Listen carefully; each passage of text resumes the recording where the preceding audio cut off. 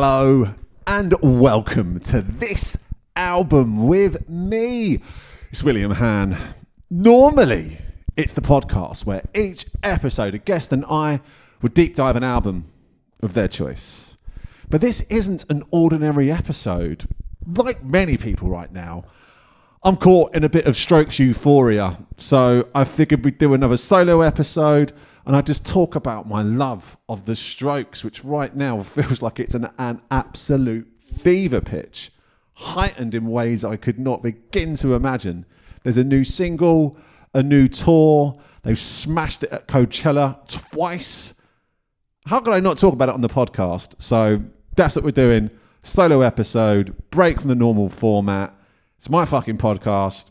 I'll do what I want. So I figured maybe it'd be remiss of me not to mention a little bit about Coachella. It feels like one of the more heightened and more extreme Coachellas ever, really. It feels like the hate that was there was really hateful. And the people that loved it, loved it. There's an obvious issue with Coachella in the fact that the audiences there are fucking shit.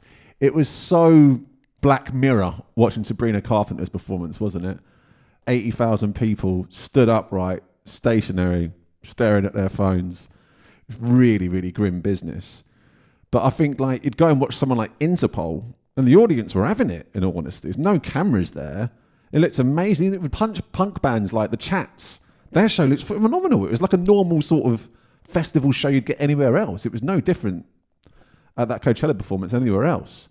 So I always feel like there's three different versions of Coachella you can have. You can spend the whole time barrier all day at the main stage, watching the big pop acts, not moving at all, staring at your phone, convincing yourself you're having fun. It sounds fucking miserable. Fuck that version of Coachella. Or you can go to one of the sort of dance areas, the big dance tent, the Sahara tent, or Mojave tent, whatever it's called, and fucking have it in there. Off your tits on Molly, but at least people are almost sort of dancing there. And then of course there's the indie version of it, where you get to watch a band like The Rapture, or Interpol, or Iggy Pop, for God's sake. And I watched all those performances. No one stood there staring at their phone the whole time. People are genuinely having it.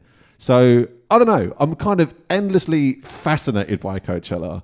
And the fact it promises so much, and for the most part, kind of rarely delivers on it. I don't know. Like, there's just so many factors that seem to get in the way of having a good time there, whether it's the extreme heat, followed by extreme cold, followed by fucking literal hurricanes in your tent getting blown away. Or if that doesn't work, option B is being bougie and booking an apartment. Well, it's a 3-hour fucking bus journey to get out of the festival. Like, oh my God, it just sounds so rotten. And yet there is so much joy to be had there. So I'm always fascinated by it. I'll always follow it. I'll always keep a keen eye on Coachella. Will I ever want to go? Until they book a podcast stage. I don't think it's for me anymore, man. But you know what it is for me? The fucking Strokes. So I've written a few words about the Strokes. Let's have it. It's my podcast. I'll do what I want. If you want episodes with guests, there's plenty of them in the back catalogue, and there's plenty more to come. But for now, solo episode on the Strokes. Have you ever felt like you're not cool enough to join a gang? I've always considered myself, in the words of Julian Casablancas, an honest man, but I've not always been a confident one. In the early noughties, at the other side of the TV screen was a world I just wanted to jump into. I could hear it on the radio, I could watch it on MTV, and I could just about glance at it from the front cover of the NME. But I told myself it wasn't a world I was allowed into. I was from Ruislip. And there, expressing yourself in any way was unimaginable. There was like 2 haircut options available and 2 types of clothes. You had going out or you had staying in. And conforming to that was king. I was so painfully anxious at this time, but I guess we didn't call it anxiety then. I didn't know what anxiety was, but I was painfully anxious and I didn't have the confidence to even buy a music magazine from the supermarket. It's the honest truth, right? And in the page of the NME was a world where I knew I belonged, but I was just crippled about what I thought a woman 3 times my age behind the counter might say if I tried to buy one of these magazines. And I imagine this intimidating woman in the self-Ruislip branch of Sainsbury's who sold scratch cards and fags and meal deals and magazines to be some kind of judgmental gatekeeper, passing scorn and judgment on anyone's cultural consumption choices. You don't listen to that music, do you?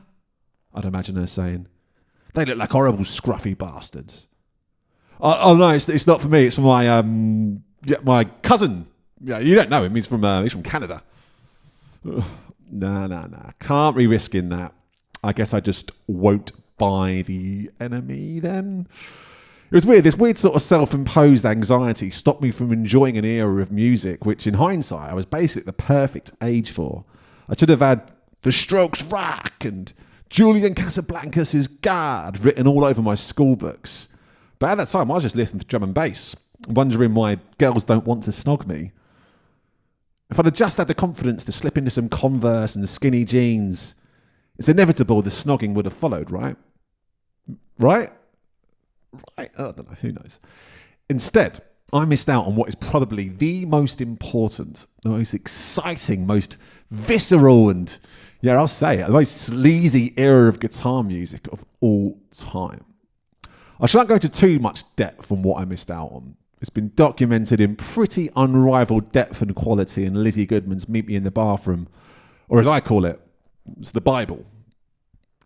But I figured I'd talk a little bit about the different eras of the Strokes and the emotional attachment I have to this band.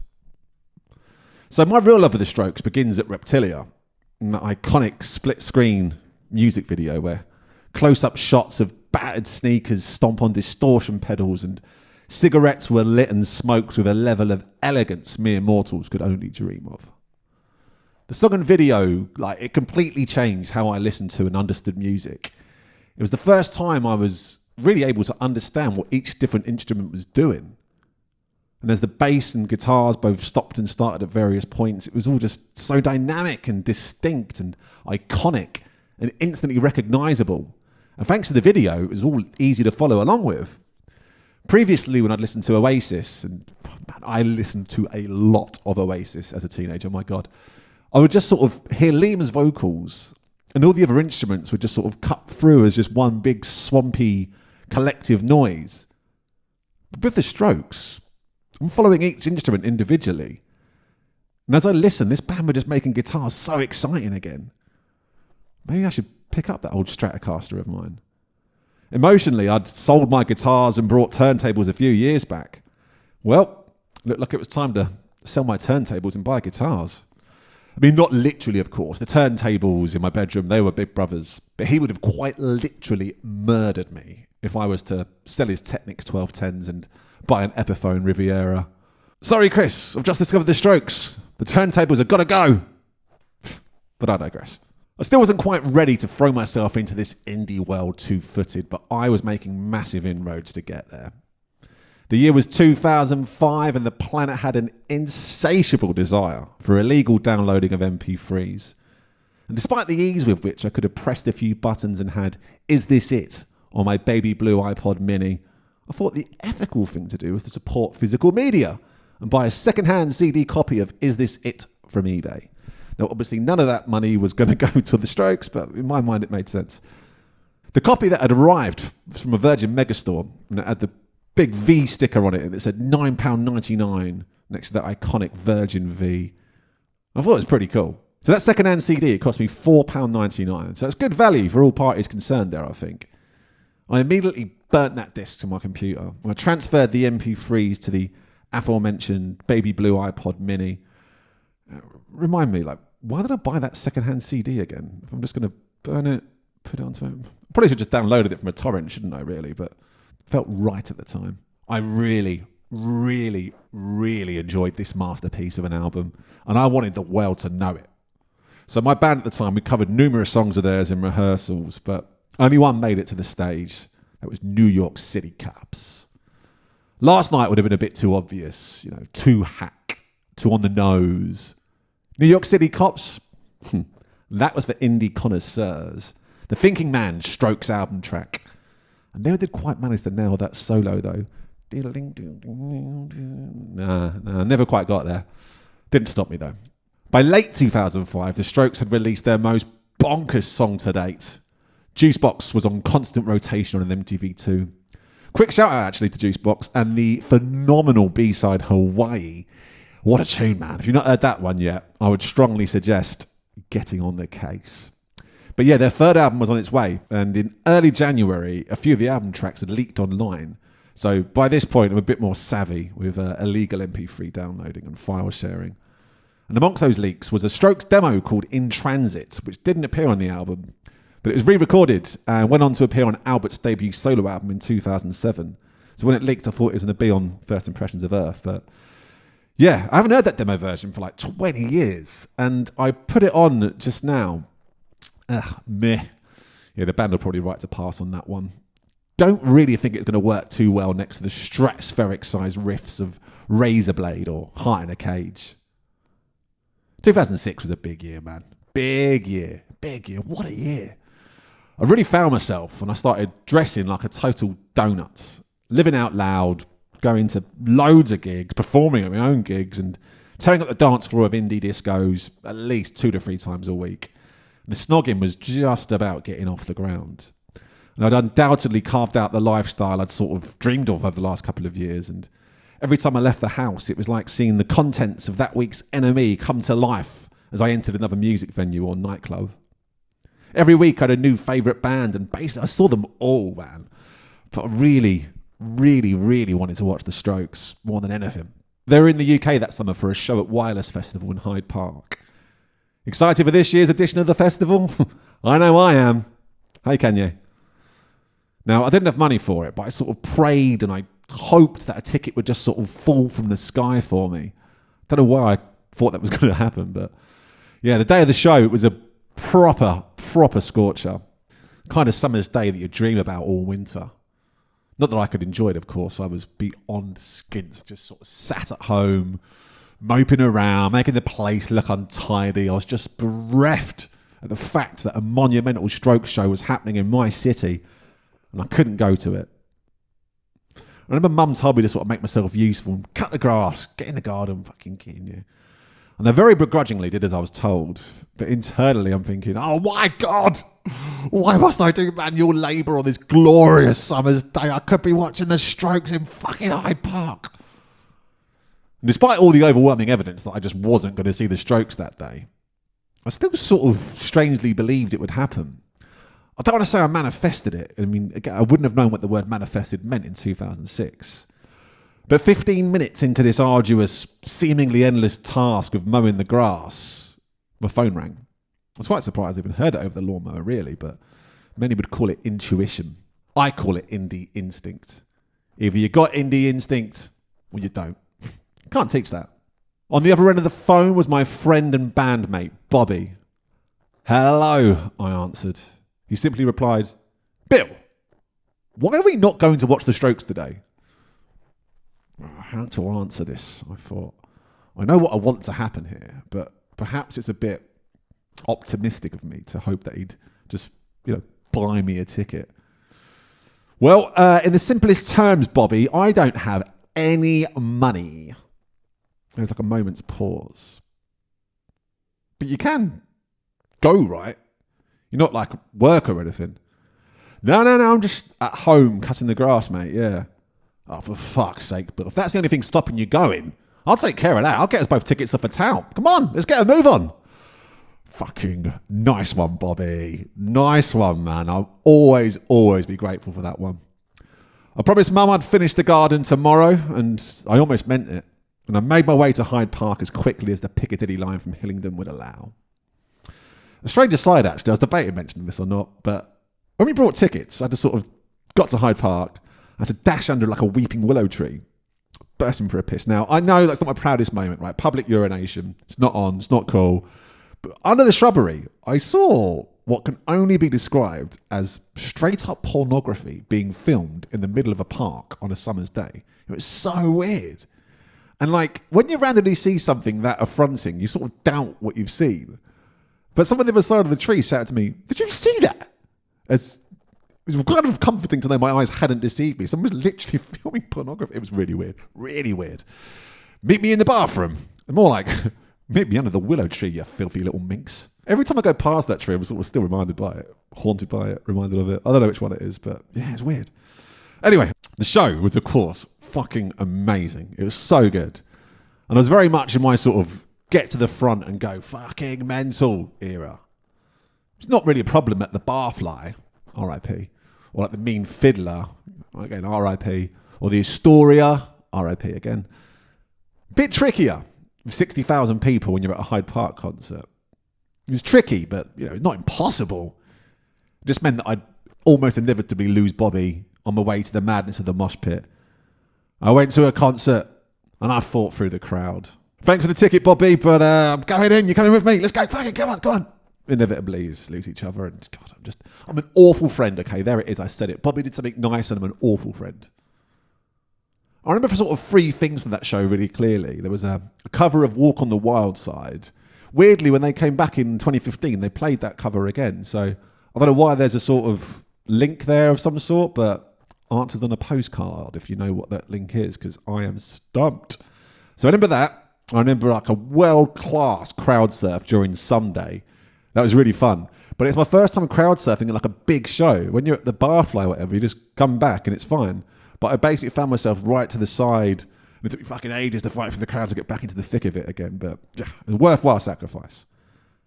And the third thing I remember really well from this set is that they played Ask Me Anything from First Impressions of Earth. And it's a really weird song, really stripped back. It's just Nick on keyboards, Julian on vocals, very different pace and energy to anything we've heard from the Strokes before. And it's got that immortal line, "Don't be a coconut. God is trying to talk to you." Not a fucking clue, but I love it. Love it, love it. What a band. And after that, it'd be years until anyone saw or heard the Strokes again. Now, when you're in your 20s, it's a fucking lifetime. So sure, there's a couple of solo albums, and great as they were, they're never really going to compare to hearing the exhilarating adrenaline rush of a track like Barely Legal. Oh man, fuck it, I love that song. What a fucking tune. Julian's solo album did come pretty close though, man. His Glastonbury set in 2010, man, that was fucking brilliant. So good. But I nearly didn't go. It was like a mega clash. Super, ultra, mega Clash of the Titans, fucking mega ultra clash. It was basically LTD sound system. They announced they were calling it a day, and their slot on the other stage that day was going to be one of their last ever shows. Unmissable, man. For months, I sort of knew of this clash, and I knew that I was going to watch LTD sound system for what would be the first and last time for me. Sorry, Julian. I'm sure he'd understand. 2010 was actually the hottest Glastonbury to date at the time. Now, I was an indie boy, and I was dedicated to wearing skinny jeans 24/7. But these were extreme circumstances. And I actually had to take a pair of scissors to my jeans and sort of fashion them into shorts to let my legs breathe a bit for the first time in 5 years. It's basically indie sacrilege. Now, on the Sunday, as I made my way from the campsite up the top of the park, walking down to watch LCD Sound System, it got me thinking about the fleeting opportunities to watch bands and the inevitable short lifespan that these bands have. They can't all be the Rolling Stones or the Who, right? I mean, Oasis had split up a year or two beforehand, and I guess that sort of lingered in my mind.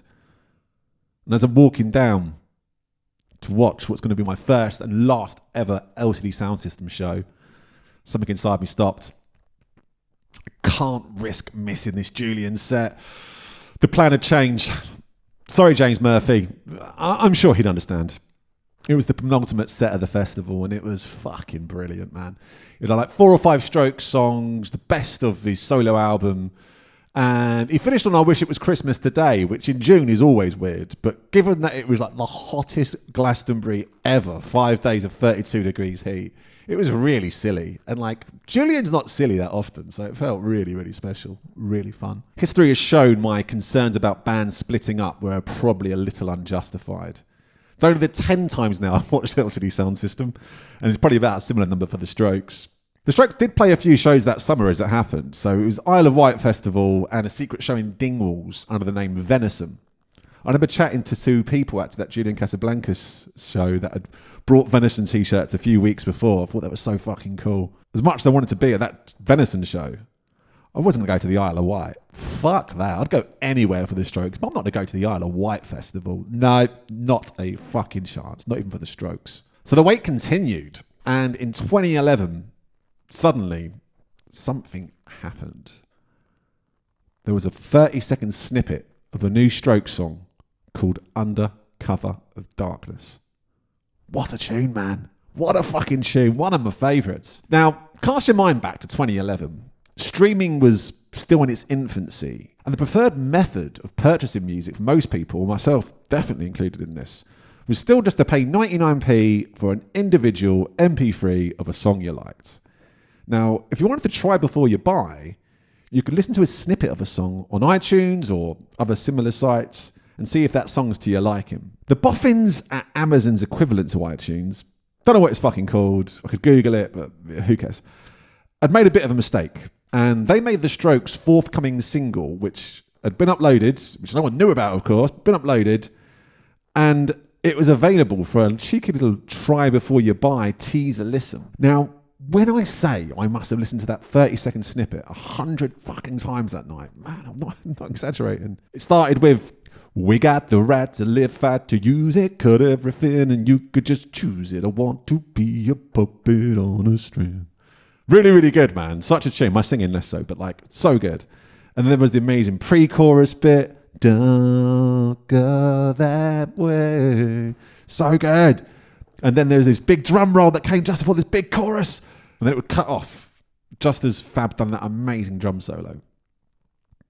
What was next? What was that chorus going to sound like? I didn't fucking know. I couldn't wait to find out, man. And also, I'm sorry, were there harmonies there? They're backing vocals on a fucking Strokes song. Oh my God, play it again. There was fucking backing vocals. What the fuck?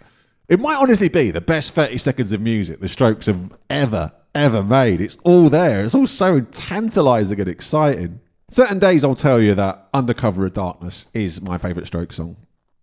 Most days I'll probably say Reptilia or Barely Legal or The Modern Age or Red Light. On certain days I'll say Under Cover of Darkness, but yeah. The only problem is, right, that I love Under Cover of Darkness so much that it derailed a Mystery Jets show for me. I went to watch the Mystery Jets in Shepherd's Bush. It was the same night that Zane Lowe premiered Under Cover of Darkness in full. Finally got to hear what that chorus was. And when I was in that magical venue watching that much-loved band from Ill Pie Island, all I could think of as Blaine and the band poured their hearts out on Two Doors Down or Young Love or Flakes was, there's a new Strokes song and it's fucking brilliant. I can't wait to get out of here and hear it again.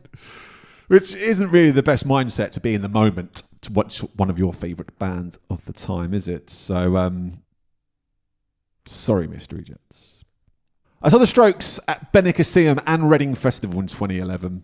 I'll be honest, right? Memories of both shows were pretty limited. I was just so bloody excited, man. And the hedonism sort of reigned supreme. But I can confidently say I had a lovely, lovely time. I guess I remember one thing from the Benicassim set. They'd done a stripped-back version of Under Control, and the full band joined in on the second verse. I thought that was fucking amazing. And I remember at the Reading one, they brought Jarvis Cocker out and done a cover of the Cars song. It wasn't a song I was familiar with at the time. It's one I fucking love now.